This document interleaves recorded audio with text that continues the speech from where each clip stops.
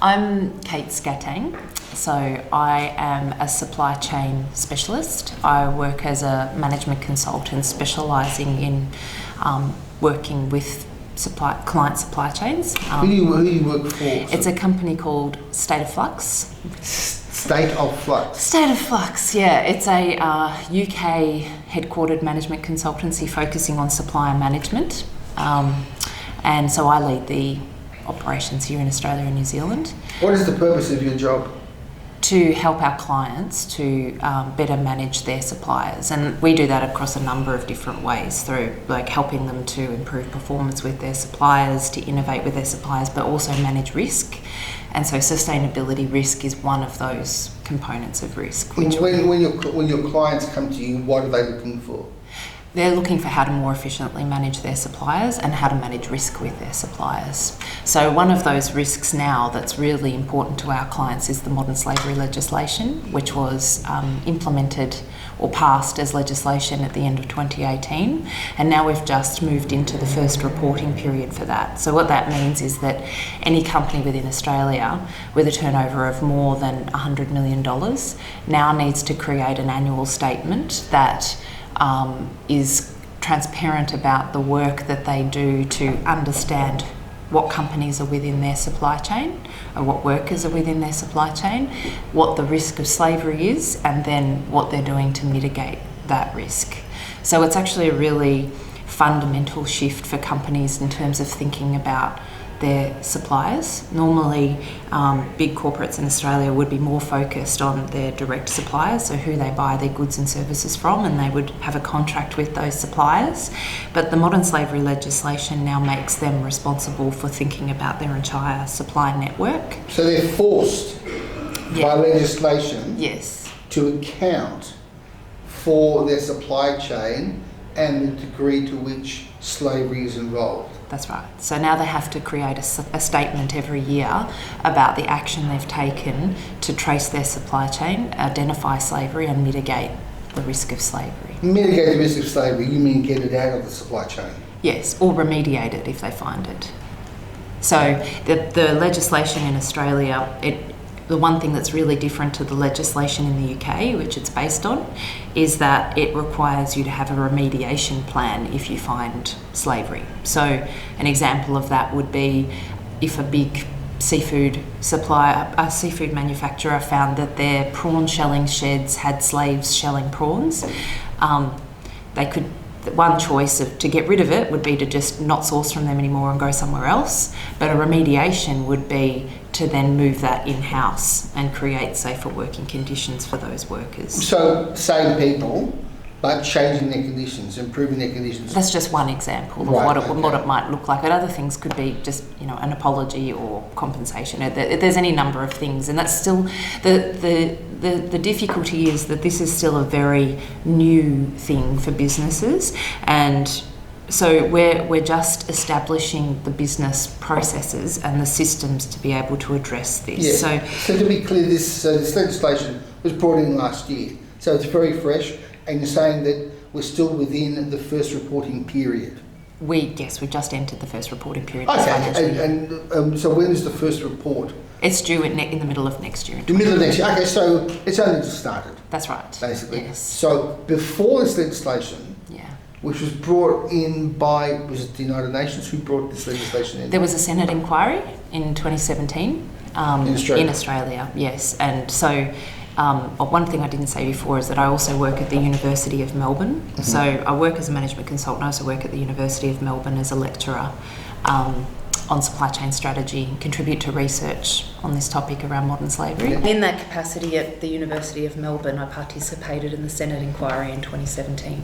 So the Senate inquiry was trying to understand what the existence and the risk of slavery is for Australian businesses, review what other countries have done in terms of the legislation, and the first UK had passed modern slavery legislation in 2015, so they were reviewing that. Mm-hmm. And then they were taking submissions from business and academics and other specialists. So we participated in that. From that, they made a recommendation that then became a bill passed to Parliament, and then that passed into legislation at the end of 2018. It's okay, terrific. So 2018, great. How long has this been going on? Yeah, so It sounds like someone's been been dragging the chain a bit. The background, I think, is that 30 years ago, we were still had a lot of manufacturing in Australia. We were still making our own goods and providing our own services, and we had quite a less complex supply chain, as we call it. Once we started offshoring the manufacturing and outsourcing the manufacturing to external providers, that's when we started to lose that visibility about how products were made and who was making them. So now we have a really complex supply chain. So if, I always use the example of the shirt that I'm wearing. If this shirt that I'm wearing, if I bought this from Zara's the company I bought it from.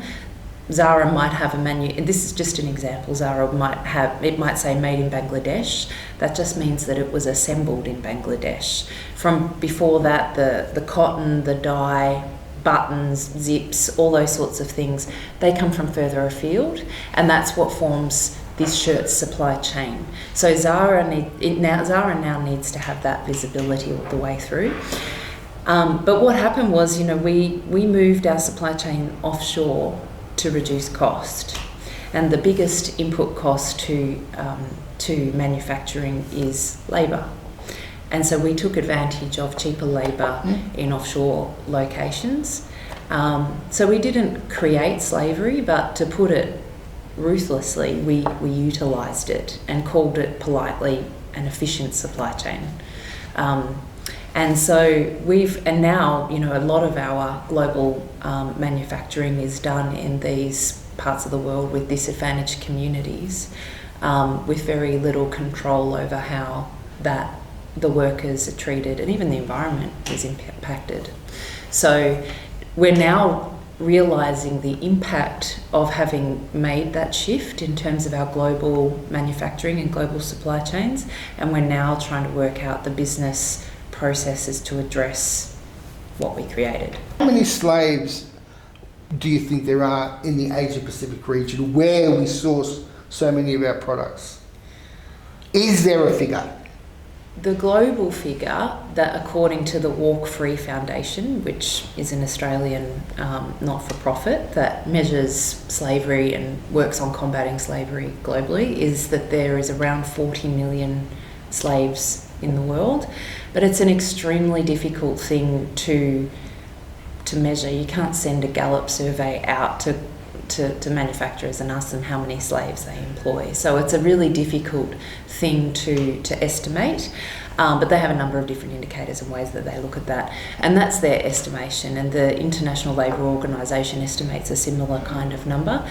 But it's grossly understated because of the criminality and the hiddenness of the nature of what happens. So, but within the fishing industry, which this film Buoyancy is focused on,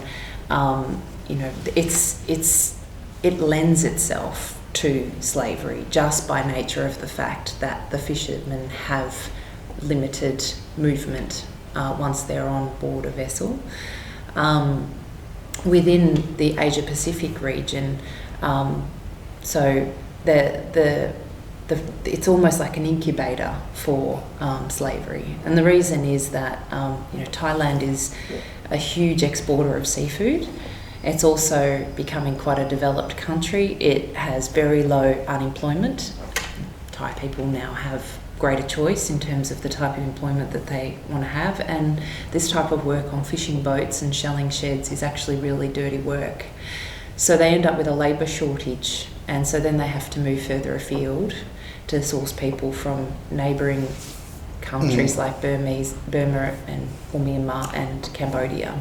It is fair to say that the situation you just described is a situation that obviously existed and was established before this legislation came in, yes. And that the plan now is that those conditions and those situations will change because the corporations are now compelled to articulate what the supply chain is, and the countries are also under pressure internationally to clean up their act. Is that fair to say? Yes. Well, in Thailand, this issue became known through a report through journalism. Through a media report in 2015, Robin McDowell and another reporter, I can't remember. They did a year-long investigation into the seafood supply chain in Southeast Asia and particularly in Thailand. And it came to be known on the world stage what was happening, and the EU issued a yellow card on Thailand, which was like a cautionary trade measure to say, unless you clean up the labour abuses in your seafood sector, we're not going to source seafood from you anymore. Is there any likelihood that, like with tuna, where we get labels that it's dolphin safe? Yeah. As I was joking before, okay, that's great. Okay, so the dolphins are okay. Yeah. What about people? Is there any likelihood that we'll start seeing labels in supermarkets identifying foods as being slavery-free? Well, it's not just foods, it's any kind of manufacturing overseas. So electronics and clothing and those types of things were also really vulnerable to human rights abuses. So what we do currently lack is international standards that companies need to meet, and international certifications. So you said before about dolphin friendly. MSC, or the Marine Stewardship Council, is a certification that tuna brands can have on the side of their tuna can, and that says that it has met independent standards to be environmentally friendly. And now MSC and others are trying to incorporate social standards into their certification as well. Right, but realistically, how likely is that going to be that we're going to see that? Well, that's the push now, is that, so now we have this legislation is the first step in terms of achieving transparency. The next step beyond that is to then have a standard that everybody needs to meet. And through that standard, then they'll be able to communicate that to buyers, that they meet those standards. Are there products out there in supermarkets, in grocery stores, that have an element of slavery in them that we don't know about? Am I going to the supermarket after this interview to do my shopping, and am I unknowingly buying products that have slave labour in them? Certainly. That's horrible. Yeah. So the big key risk items are around electronics, around clothing, cocoa, seafood, coffee, tea. A lot of household items are sourced from further afield where labour abuses exist.